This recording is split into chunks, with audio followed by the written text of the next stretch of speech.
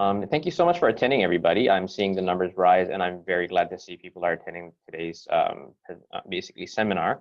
I think Lighthouse's short video was a great video to explain primarily about Japan and the options that you can have and the great coverage of that. So I'll probably be able to cover some area.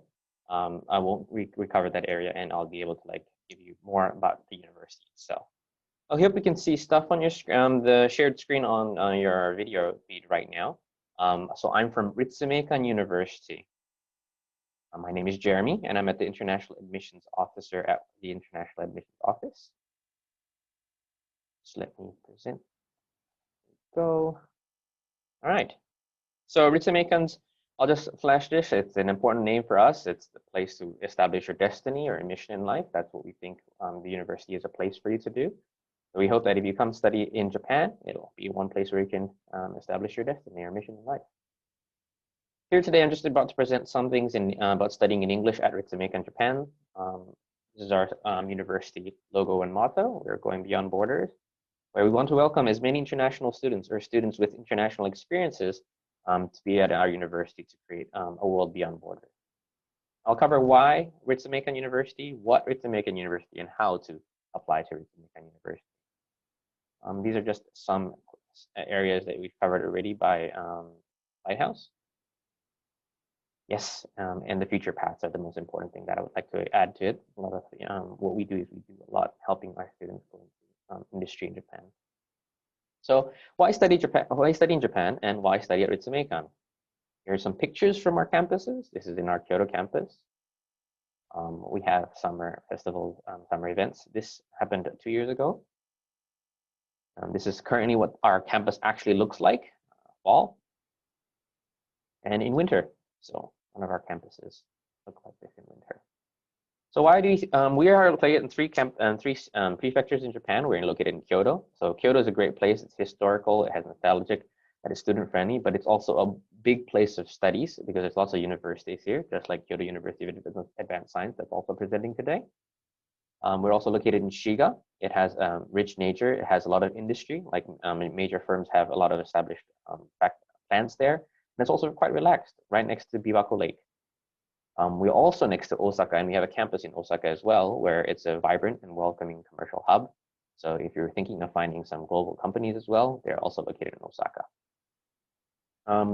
Why this area? I would like to push for the Kansai area because it's also one of the safest student cities in Japan. Kyoto is well known as a student city to begin with.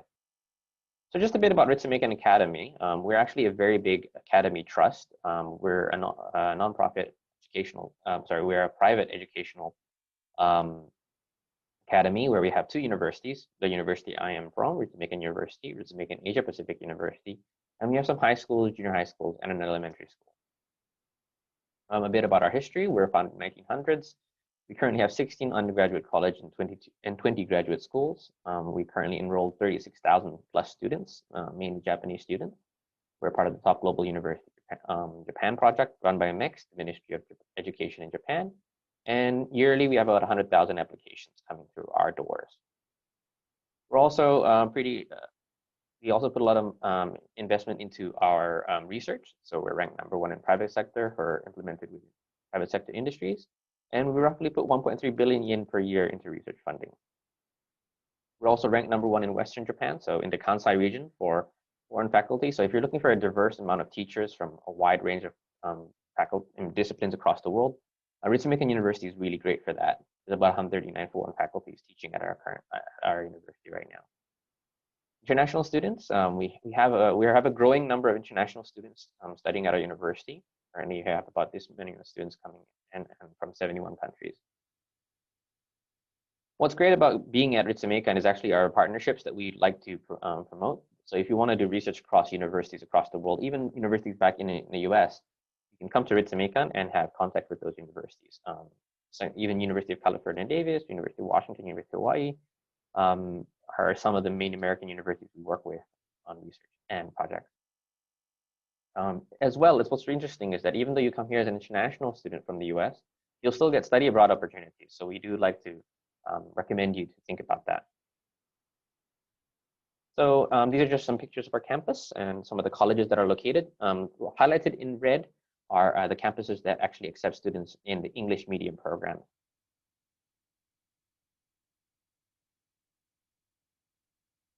We're currently putting a lot of money and funds back to students that are currently in COVID-19. Placed 2.5 billion yen back to students. Currently, classes are operating. Students are some of them are back in campus on hybrid classes and online classes. Although there's a lot of measurements and safety to make sure that we all keep safe and lower the spread of contagion.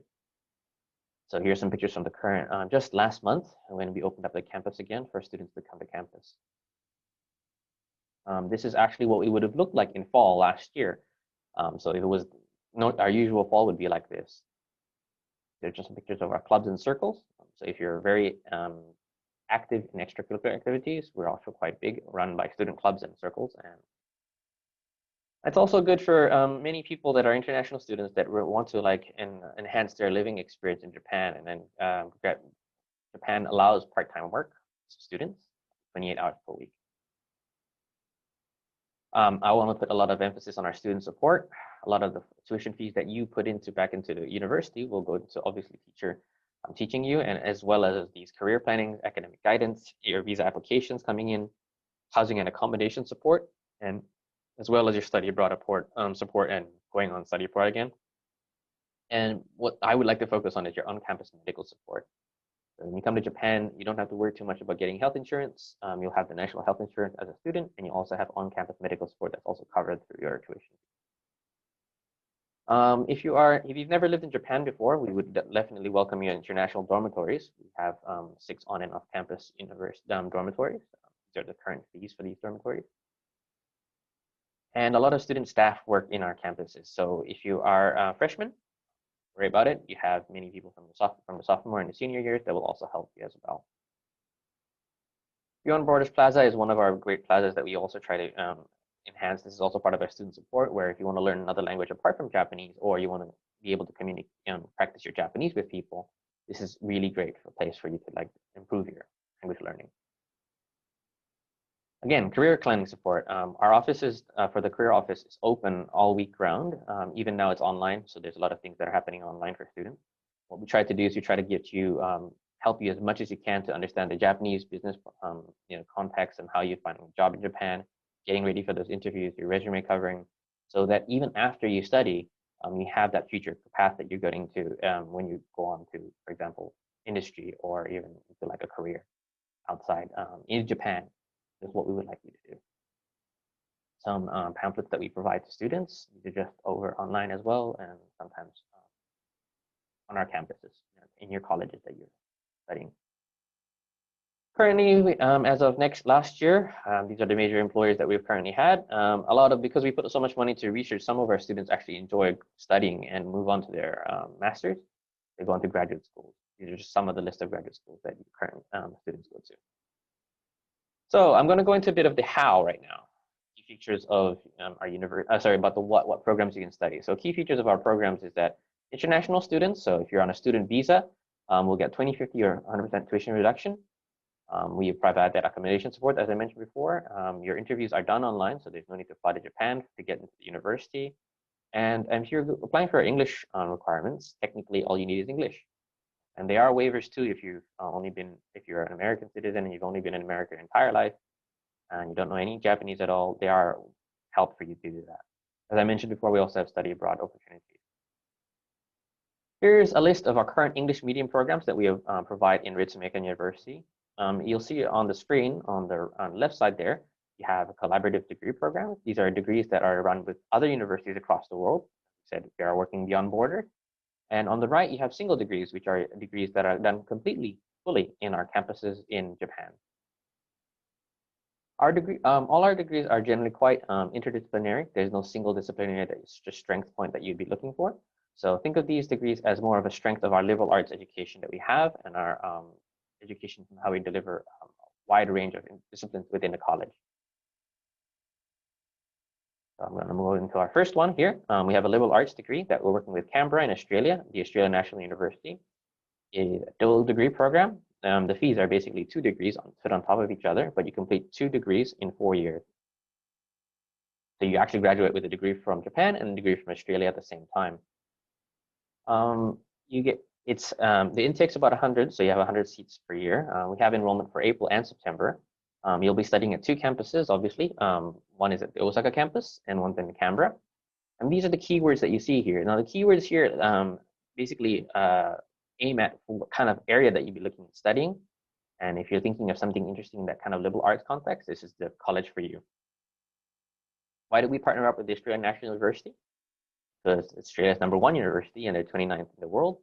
And they're also ranked #8 in the world for politics and international studies. How does this college work? The world-class education, as I mentioned, because you're working in 2 countries. And over your 4 years, basically from your first year, you'll be customizing yourself to Japan. So the first year, you're just doing Ritsumeikan university courses. But from your second year onwards, you're actually covering 2 degrees on top of each other in Japan and in Australia. It's also quite international and diverse. Our current intake is actually internationally 60%, and 10% will be coming from Australia, and 30% will be coming from Japan. As we mentioned as well before, our faculty body is quite diverse. So 10 out of the 19 are non-Japanese professors. It's also a new feature to Japan in general, where you're actually doing a lecture and tutorial style, which is quite a bit uncommon at the moment in Japan. We have 2 classes for each subject, and you have 30 classes per subject in a semester. So it's actually quite intense. Why is this a new liberal arts? Is because we're trying to amalgamate the liberal arts into a more modern context where you have innovation studies. So you're having like applied chemistry, information engineering, and you have economics, you have management theory. These kind of stuff were never covered under liberal arts in the older liberal arts, but we're bringing that into form of the new liberal arts. This is what it looks like for course example for your global liberal arts studies in Japan. You have quite on your second year onward, you have choices between more subjects in cosmopolitan and more civilization or innovation studies. And then in your, you also can study Japanese. So if you don't know Japanese, you'll definitely study Japanese language here. And in the 4th year, you always obviously have to finish your capstone study. How about the study with the Australian National University? The Australian National University brings up the Asia Pacific Affairs rank. So with the economy of the world now currently moving to Asia, we want to bring more of that into the study protocol. So you'll be studying on the introductory courses, and then from your second year onwards, you'll also be covering your second semester there. You'll be studying more regional areas or subject areas such as conflict and peace building, politics and government. You bring that all to the 3rd year, and then in the 4th year, you finish your capstone compulsory unit. So it's basically 7 main areas of discipline put into 2 degrees. So you'll get 1 year in Australia for sure. They also have an academic advising center, which not many of the colleges do. What they're doing is every semester or every term you're there, if you have any questions about changing your subjects, someone from the faculty or teaching staff will be there to help you. They also they're the only ones with the on-campus international dormitory at the moment, focused for them. So if you're looking at the study College of Global Liberal Arts, you'll have access to this dormitory. Next, I want to introduce you to the College of International Relations. So there's 2 degrees here that are English basis. One is the Global Studies major, and one is the American University Ritsumeikan University Joint Degree Program. The college itself, the College of International Relations, is a leading member of APSIA. So some of you might have heard what APSIA is if you're looking at international affairs. Most of the members for APSIA are actually American universities, and we're the only Japanese member. This is a joint degree program, or a special degree where you're studying on a curriculum based on US and Japan. And the keywords here are US-Japan relations, global comparative governance.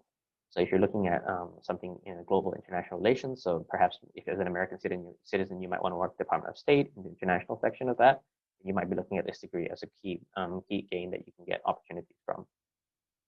We partner with American University because they are ranked 9 in the IR field among US universities. And we have had a long relationship with them as a partner university. So you're getting 1 degree that is supported by both America and Japan at the same time, and you get experience in both. Obviously, you can go back home as well, trying to put in. And your internships at American University will then obviously apply back to your experiences in the US. Career opportunities as well. There are some accepted credits for AP students and IB students for this program alone, or some specific courses on the JD program. Your learning schedule is quite unique. You'll be basically, this is the main curriculum that you'll be having to do. Your first year will be doing your basics of academic skills, Japanese and English language, because either you're English native or Japanese native, and you'll have to do core foundation courses. And then over the second year, you study research methods and your thematic areas where you'll be doing, and you'll be going to the American University to do all the thematic and regional courses. And you'll prepare for your thematic, your senior capstone programs that you'll then complete in your year 4. Here's some curriculum examples that you'll be looking at and studying. As you can see with these subjects, they're quite varied. So you're not really just doing economics, you're not just doing international relations and business, you're really covering a wide range of subjects. Next, I want to talk about the global studies major inside the same college of international relations. Global studies major is actually a BA in international relations. Its main focus is actually international global area. So if you're interested in international law, international human rights, United Nations, global media, that's the kind of subject that you'd be looking at. Then you'd be looking at global studies major. Again, it's interdisciplinary, so you'll be studying in a wide range of subjects from politics, social background, even economy and law, that kind of context. What's great about this major specifically is that it's a 50% international student and 50% are Japanese. If you really want to get that in country that feel with Japanese students, you might be looking at the global studies course. There's also a variety of faculty members that teach you here that have experience with UN, World Bank, Japanese language studies, and cross enrollment. These are the clusters that you'll be choosing on from your second to third year onwards: governance and peace, development, sustainability, and culture and society. Here's some subjects. Oh yeah, you'll have Japanese language. So if you don't speak Japanese, you'll study Japanese in Japan. Next major that I want to introduce is the Community and Regional Policy Studies major. It's the Osaka Ibaraki campus in Osaka. This is focused on policy science. Now, what is policy science? It's government related. It's primarily urban planning, community safety, developmental economics. So how do you economics for the country, environmental policies for the country, social welfare policy. So if you're interested in the currently common, very big topics such as environmentalism and subjects such as natural sciences in that area, global warming, this is really a very good major for you to choose from. So you're looking at a problem that there is, and you're basing your studies from that problem and seeing how you can find policy ways that government can actually improve on the problem. So you define a social problem, you scrutinize the current policies, and then you conduct analysis and then write about the hypothesis and your result. The faculty members here are actually very diverse, from social science to even natural science. And it's all practical research. So a lot of every single semester, you probably have something like field research, surveys done, and you'll actually work with Japanese students to do that in local area as well. So that's why you'll have intensive Japanese language courses. So make sure you can communicate with the Japanese students that work with you as well. Here are some examples of past projects. Thailand. And then from your third and fourth year, you'll be third year specifically, you'll be choosing these areas of your concentration. Here's some subjects. Again, they have you'll be studying Japanese in Japan. Last but not least, we have a science program with the Information Systems Science and Engineering course. This is located in the Shiga campus. They'll be moving into 2024 to our Osaka campus. It's a Bachelor of Engineering. So if you're interested in anything IT related, Internet of Things, and information technology, this is basically your degree. And you also get a bit of business studies as well, business intelligence specifically, data sciences. This is really project-based. If you're looking at different areas of IT and you want to focus on that, and how information is flowed between different devices and such like that, that's just the degree that you'll be looking at. You have a project. So if you're currently working on a project in high school, and you think you want to expand on that and create, get some benefits and strength in learning at university and how to apply that, definitely look at this. This is going to be a good course for you. So you'll be studying the project lifecycle from discovering, designing, developing, delivering, and operating, so that you know the entire process, so that you can apply that to even any future project that you do on in industry. Why I study at this college? It's one of the largest ICT colleges in Japan. It's very practice oriented. So from year one, you're actually in labs already. Obviously, you'll be helping because you'll be learning at first, but from your second year onwards, you'll have to start implementing your own projects as well. These are just some laboratories that are done in English. There's obviously more laboratories behind this. This is how it works on a 4-year basis. First year, we'll be experiencing various labs and projects. And second year, choosing your labs, running your projects up to the third year as well. And then before your fourth year, before you graduate, you have to make sure you do your research and you also do your thesis. Here's some curriculum examples. So you look at this liberal arts as well, some business stuff as well. Now I'm going to explain a bit about the how it's applied to us. First of all, our applications are online, including our interviews. Everything is English only, so we only require English requirements. And we have multiple application periods that help you plan how you want to apply and when you want to apply. The overview is basically we have document screening, and you have to submit documents such as essays, which is very important. We look at it holistically, look at your transcripts, and we look at your test scores if you have to apply English test scores, and your letter of references from the teachers. If we require, we will call you for an interview. And then you'll get your final result. So depending on the college, they have different screening processes. The JD program and the CRPS major have interviews as a must, but every other college generally has documents as a major requirement first. First, most important thing, you can visit our website to apply. I always tell everyone, first download the application handbook. Go to this website, get the application handbook, and that gives you everything what I've told you today in more detail, about specifically on how to apply. And next, activate your Ritsumeikan account, which is our application portal. Apply there and then open up your account, set up for your application. And once the application period opens, you can then submit your application.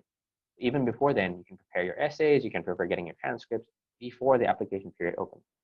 When the application period opens, make sure you pay your application fee and you upload all those documents that you prepared, and you just wait until the period ends, and we will then go through your application. So these are just some documents that we'll need during the application period when it opens. And then after acceptance, if you require an English test score, we will then require, and we will always ask for original documents just to double check and prove. For letter of references, your teachers can actually send it by email or by post, either or. So they have that option to do that to us. Be sure to just tell them that that's possible too. Transcripts, depending on the college, we generally want high school transcripts. We also want your academic transcripts from, if we need to. For the JD program, we also need your 4 years of secondary or high school, 9, 10, 11, and 12. Here are some topics of the essay so that you can get to take a look. Obviously, you can get these essay topics prepared for you. They're on a downloads page as well, so don't worry, you don't have to write these down hurriedly. You can get these essay topics on our website.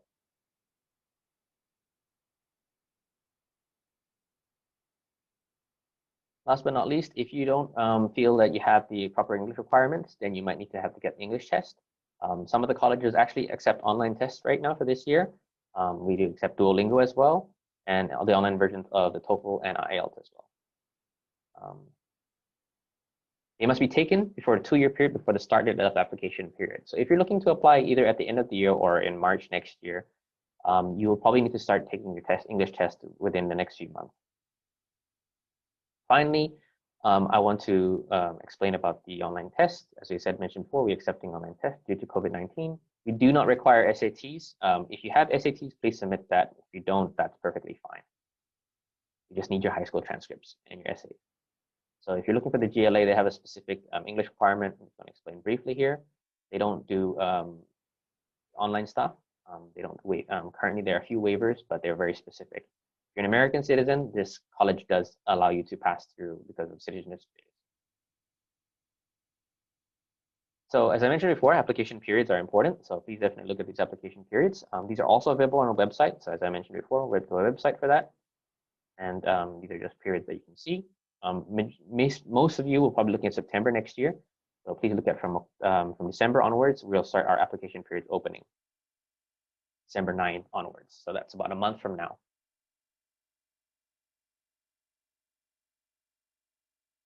Last but not least, tuitions. So if you want to wonder about tuition fees, this is the chart that you'll be looking at. These are also available on our website. And I'd also leave this up for you to write these down for you if you want to have other questions and you want to call us, or if you want to book an online meeting with us.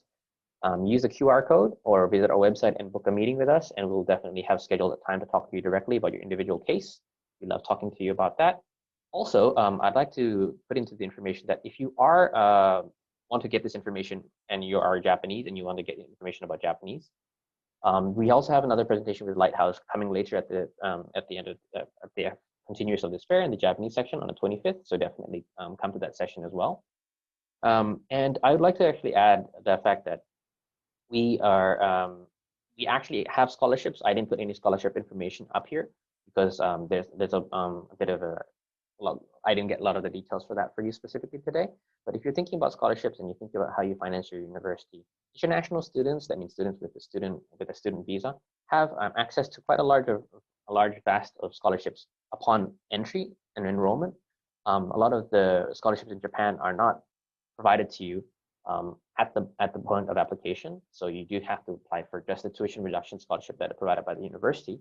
But once you come to Japan, there'll be opportunities for you to get other scholarships that are available to you once you're in Japan. I think overall, this is what I've had for a presentation. I'd love to see any more questions from you guys. So definitely put in the Q&A function, and we'll be able to answer that at the end of this, at the latter part of today's session. So thank you so much for watching and listening to my presentation. And I hope if you have an opportunity coming back soon and see you in Kyoto or in our Japan, I'd like to see you in studying Japan. Thank you so much for your watching.